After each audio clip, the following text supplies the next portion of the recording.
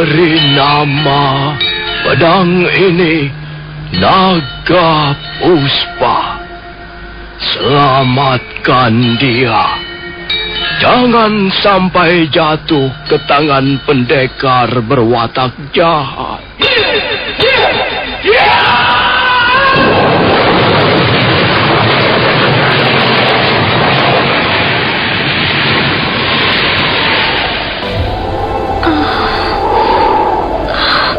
Kakang Kamandanu,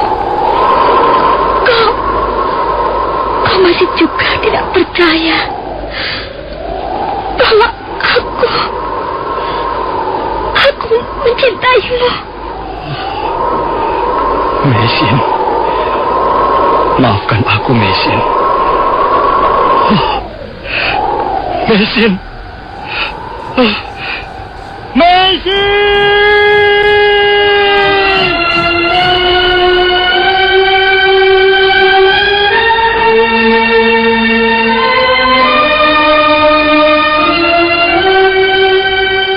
Tutur Tinula.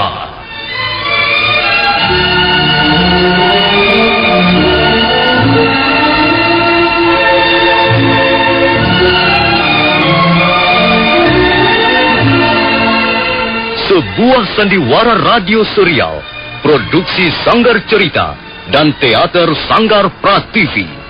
Sebuah kisah dengan latar belakang sejarah runtuhnya Singasari dan berdirinya Kerajaan Majapahit.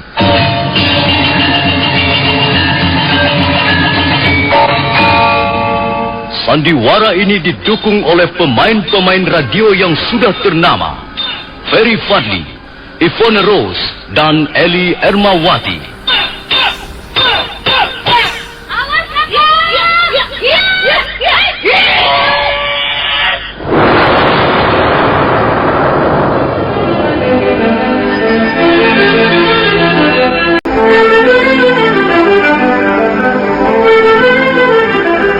Naskah disusun dan diolah oleh S. Tijab. Hiasan musik dan sutradara C. Ispriyonoka. Kali ini mengetengahkan episode ke-9 dengan judul Badai Mengamuk di Atas Kediri.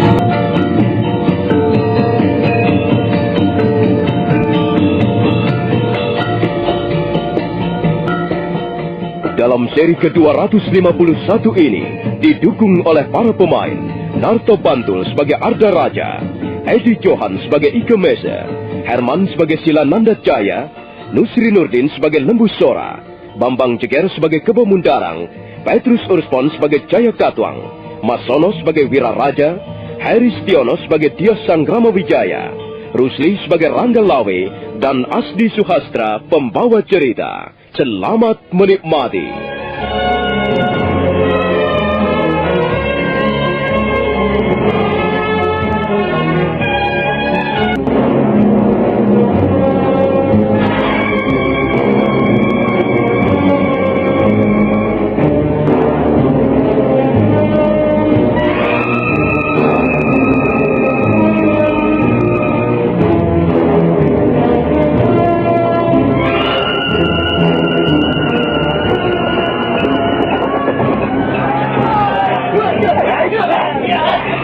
Dengan membawa 1.000 orang prajurit, Arda Raja dan Patih Kebo Mundarang berangkat meninggalkan kota Kediri.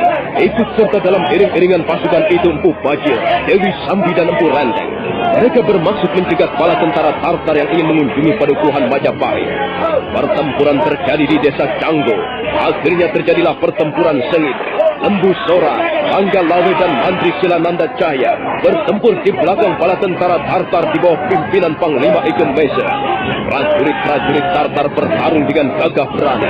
Mereka bertempur dengan senjatanya masing-masing yang rata-rata ukurannya sangat besar. Pedang beradu pedang, tombak beradu tombak. Prajurit-prajurit Tartar terus mengamuk. Sementara prajurit-prajurit Kediri nampak semakin terdesak. Banyak di antara mereka yang roboh, berkelimpangan tak bernyawa lagi. Lembu Sora dan Rangga Lawe tak mau ketinggalan. Mereka membabat kiri kanan prajurit-prajurit Kediri yang berada di sekitar mereka. Melihat keadaan pasukannya yang kocar-kacir, Arda Raja segera memberikan aba-aba untuk mundur. Mundur! Ayo cepat mundur! Baris pasukan! Mundur!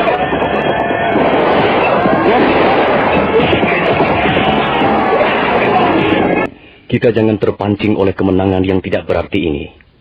Prajurit-prajurit Kediri masih cukup banyak jumlahnya. Dan barangkali mereka baru mengadakan penjajakan sampai seberapa jauh kekuatan kita. Iya, benar Tuan Lembu Sora. Mungkin mereka belum mau bertempur secara bersungguh-sungguh.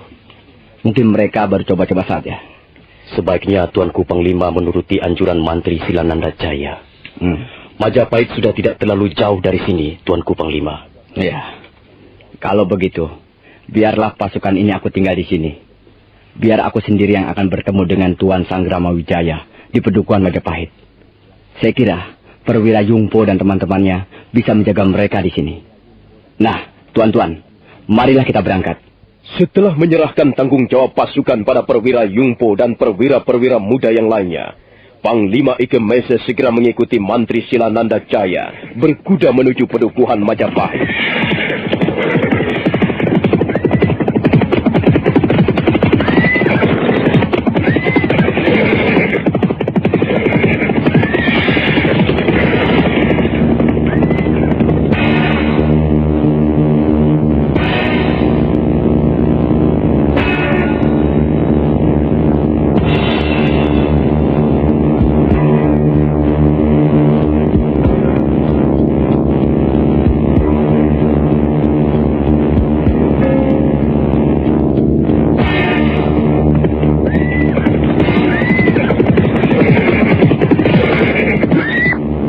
Bagaimana Paman Kepemundaran? Kita sudah melihat dengan mata kepala sendiri bahwa Majapahit menjalin hubungan dengan pasukan asing. Benar Gusti Arda Raja. Dan seperti yang sudah hamba katakan sejak semula, hal ini bisa membahayakan pemerintah Kediri. Kalau memang dia Sanggrama Wijaya merencanakan berontak dengan kekuatan pasukan asing itu, pemerintah Kediri bisa kerepotan Gusti. Sudah keduga sejak semula, Paman. Aku tidak pernah menyukai kehadiran desa yang bernama Majapahit. Desa itu hanya akan menjadi tempat atau sarang bagi para pemberontak. Semua ini kesalahan Ayahanda Prabu sendiri. Mengapa Kakang Wijaya harus diampuni? Mengampuni orang seperti Sanggrama Wijaya sama halnya memelihara seekor anak macan, Paman. Kalau sudah besar, dia pasti akan menggigit majikannya sendiri. Sudahlah, Gusti. Lebih baik kita melakukan hal-hal yang berguna untuk kesejahteraan pemerintah Kediri. Janganlah mengungkit-ungkit hal-hal yang sudah lama terjadi. Hal itu justru akan bisa melemahkan kekuatan kita sendiri. Lebih baik sekarang ini kita segera menghadap Sang Prabu untuk melaporkan apa yang baru saja kita alami di desa Canggu. Baik, Paman Mundaran. Ayo kita berangkat.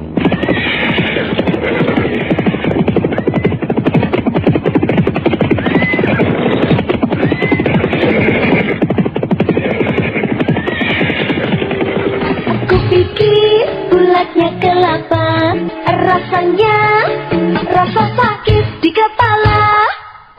Itu sakit kepala. Bapak-bapak, ibu-ibu, man mau sia bingung, lamin pening otak, sakit disit, nyeri pangotot ke sendi, atau nyeri pangwau haid, inom bae. Puyer obat sakit kepala cap siolas. Lamin putra-putri sia sakit panas, puyer cap siolas bau saturin panas. Jadi, lamin pening otak garusia, inum. Puyer obat sakit kepala, cap siolas. Puyer obat sakit kepala, cap 19. Puyer obat sakit kepala cap 19. Produksi PT Irawan Jaya Agung Surabaya. Baca aturan pakai. Jika sakit berlanjut, hubungi dokter. Gusti Prabu, apapun maksud kedatangan mereka di bumi Jawa, hal ini rupanya akan dimanfaatkan oleh Majapahit. Licik Sanggrama Wijaya.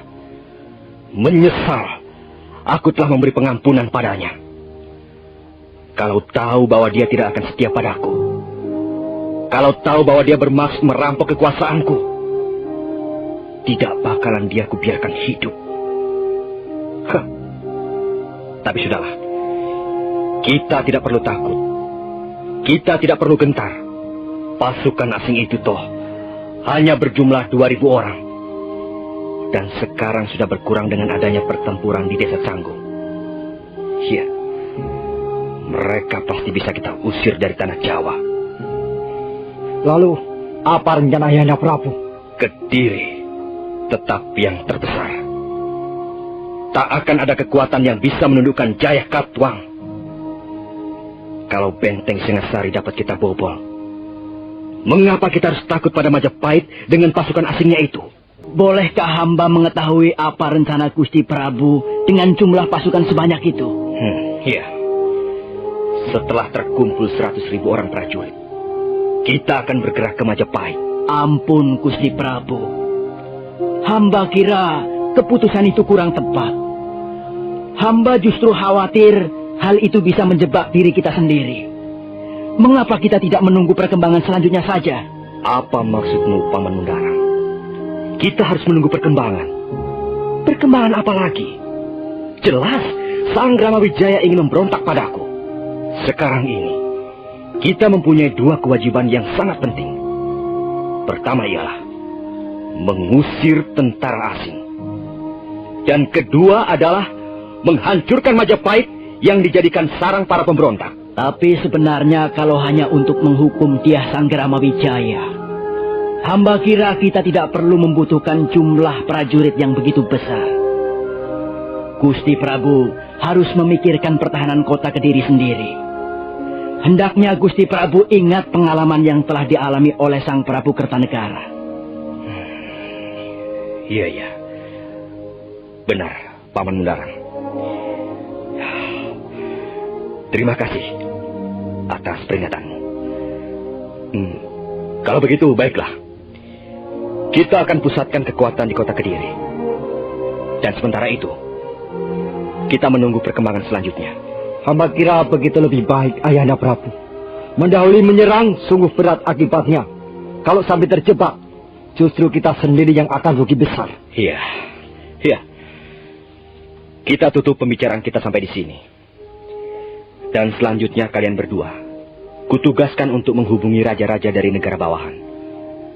Kalau mereka menolak untuk ikut memperkuat pasukan Kediri, itu tandanya bahwa mereka bersekutu dengan Sang Ramawijaya.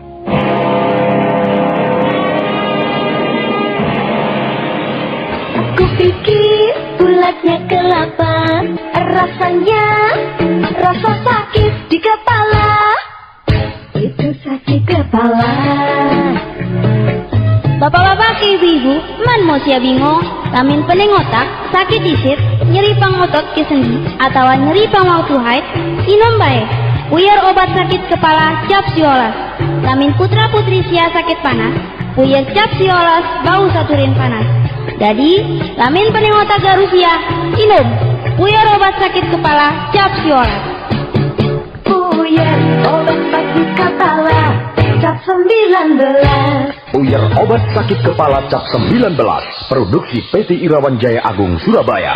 Baca aturan pakai. Jika sakit berlanjut, hubungi dokter.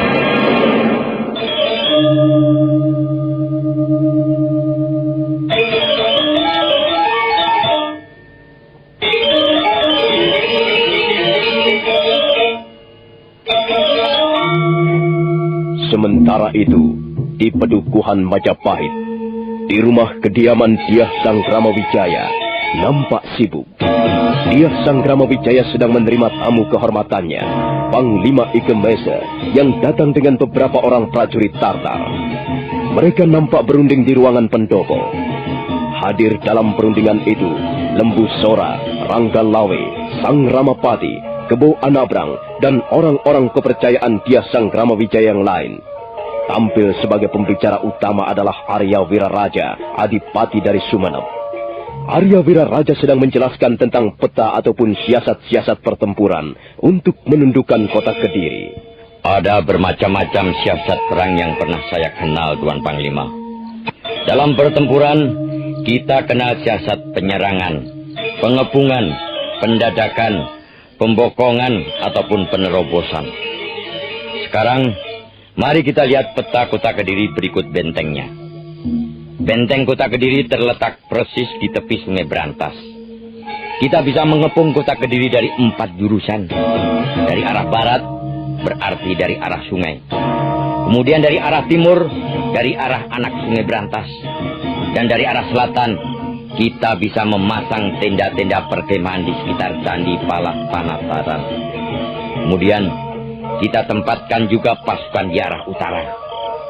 Yang penting, janganlah diberi kesempatan pasukan Kediri untuk meminta bantuan kepada negara-negara bawahannya. Maaf Kakang Adipati. Bagaimana sikap kita kalau ternyata bantuan itu datang dari negara-negara bawahan seperti Jenggala, Sanggariti, ataupun Sengguru?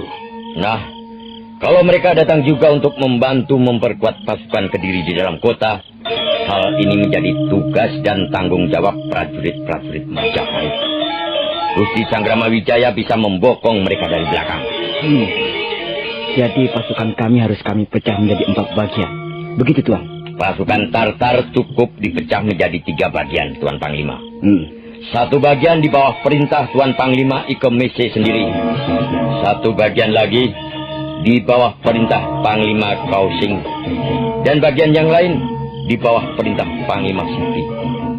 Sementara bagian yang keempat yang akan menyerang dari arah timur, biarlah diambil alih oleh prajurit-prajurit Majapahit. Bagus. Tuan Arya Wiraraja sungguh hebat dalam siasat perang. Saya sangat mengagumi kepandaian Tuan. Tuan Panglima jangan terlalu merendah. Saya pun tahu bahwa Tuan Panglima adalah salah seorang ahli dalam siasat perang di negeri Tuan.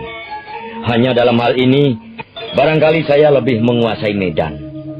Karena perang yang akan kita rencanakan ini terjadi di negeri kami sendiri. Baiklah. Lalu kapan kira-kira penyerangan itu akan kita mulai, Tuan Wiraraja? Ampun Gusti. Saya rasa 7 hari lagi setelah kejadian di desa Canggu, kita sudah bisa menyerbu ke kota Daha atau Kediri.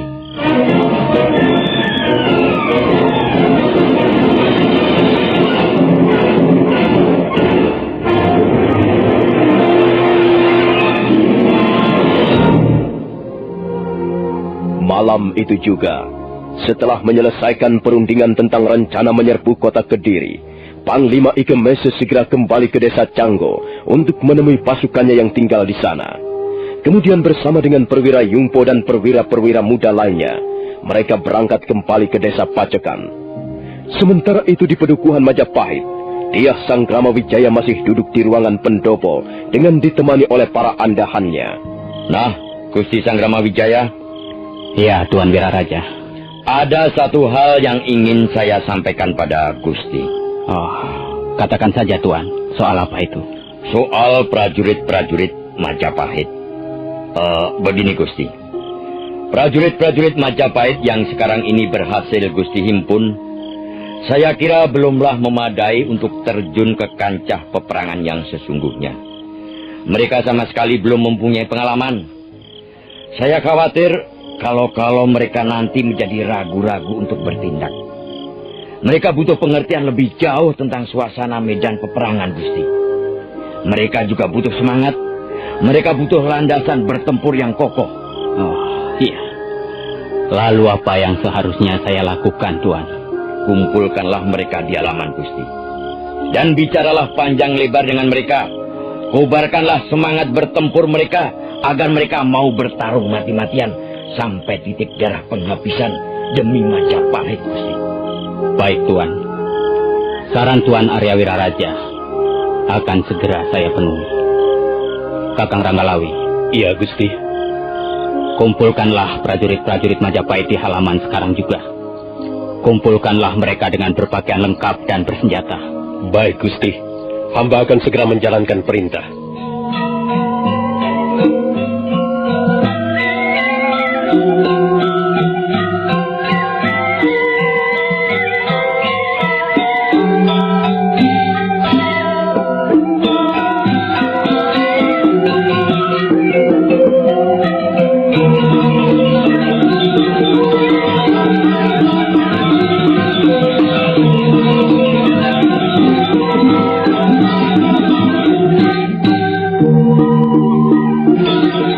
Malam itu juga, Rangga Lawe dengan dibantu Kebo Anabrang, Rekrian Demung dan Gajah Biru segera mengumpulkan prajurit-prajurit Majapahit di halaman rumah kediaman Dyah Sanggramawijaya. Dalam waktu yang tidak terlalu lama, mereka semua sudah terkumpul menjadi satu, kurang lebih berjumlah 1.400 orang.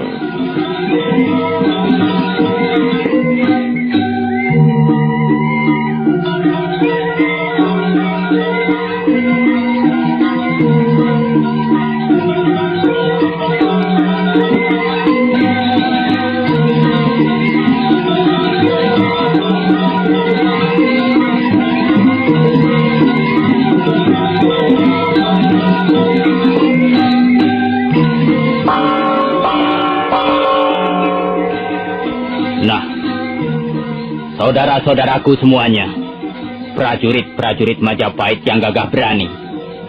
Malam ini, tepat tengah malam tanggal 15 bulan Caitra, tahun 1293, kita berkumpul di sini.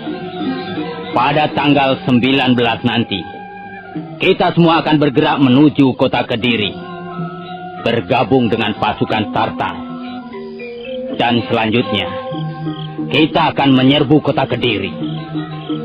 Pada saat itulah, jiwa keprajuritan kalian diuji. Rasa kecintaan kalian pada Majapahit juga diuji. Pada saat itulah, kalian bisa membuktikan sebagai prajurit-prajurit Majapahit yang terbaik. Kalah ataupun menang, bukan urusan kita. Yang penting kita harus bertempur sebaik-baiknya. Memberikan segala yang ada, yang kita miliki untuk Majapahit, untuk cita-cita kita bersama. Hidup Majapahit!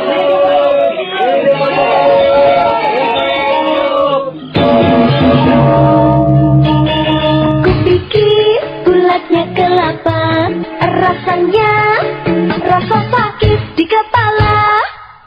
Itu sakit kepala. Bapak-bapak, ibu-ibu, man mo siya bingung, lamin pening otak, sakit isit, nyeri pangotot ke sendi, atau nyeri pangautuhait, inom bae. Puyar obat sakit kepala cap siolas. Lamin putra-putri sia sakit panas, puyar cap siolas bau saturin panas. Jadi, lamin pening otak garusia, inom. Puyar obat sakit kepala cap siolas. Puyar obat sakit kepala cap 19. Puyar obat sakit kepala cap 19. Produksi PT Irawan Jaya Agung Surabaya. Baca aturan pakai. Jika sakit berlanjut, hubungi dokter.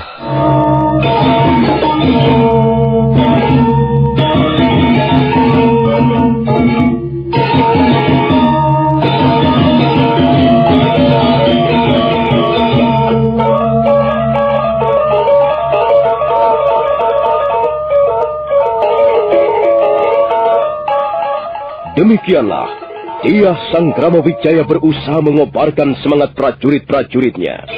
Nah, bagaimanakah kisah selanjutnya? Apakah akhirnya Majapahit dengan dibantu oleh bala tentara Tartar dapat menundukkan kota Kediri? Saudara pendengar, silakan menunggu seri berikutnya. Sampai jumpa.